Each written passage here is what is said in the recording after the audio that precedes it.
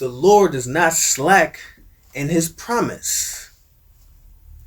2 Peter 3:9. Instead of returning like for like, it would be better if we were patient. The Lord is long suffering, wishing to not see any of us perish, but to repent. Transgressions forgiven, sins is covered, is a blessing. Psalms 32:1. Love covers all sins. Above all things, have love among yourself. Elijah was a man subject to passion, just as we are.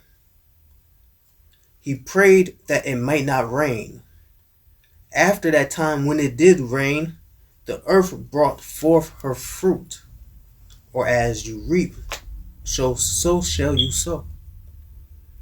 If anyone errs from the truth and you causes him to change from his error or sin, you shall have saved your soul or a soul from death, and hide a large number of sins.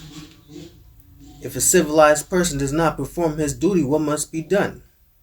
Supreme Wisdom, Lost Found, Muslim Lesson number 2, question 19. It gives us Ezekiel 3:18. The wicked shall surely die.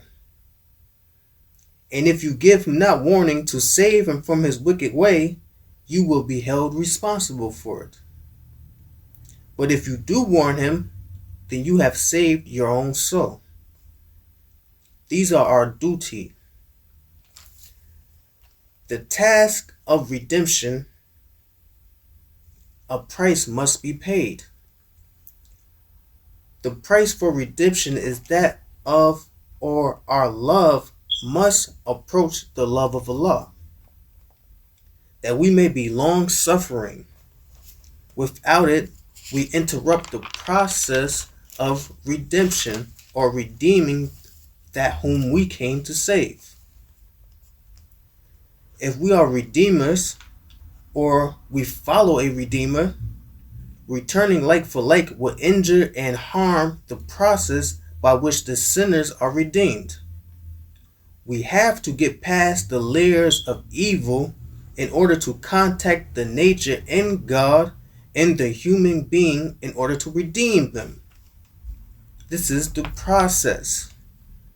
Master Fard Muhammad demonstrated that process to the Most Honorable Elijah Muhammad, taking the abuse of the people for over 3 years while he was among us, present.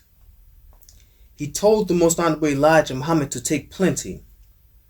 And being long-suffering, all may come to life. He doesn't want one person to perish. That type of love is what we must have. That type of love is what gives us our value in the eyes of Allah. The love of Allah, the love of truth, the love of his mission and purpose, the love of his people is what gives us our value to him. Love is not proud. Love is long-suffering and endures all. This has to be our spirit and attitude, for we are being called by Allah to be redeemers. We must be complete selfless. We must be completely selfless. Allah must make us that, so that we are not offended by the wickedness of the people that we have come to save.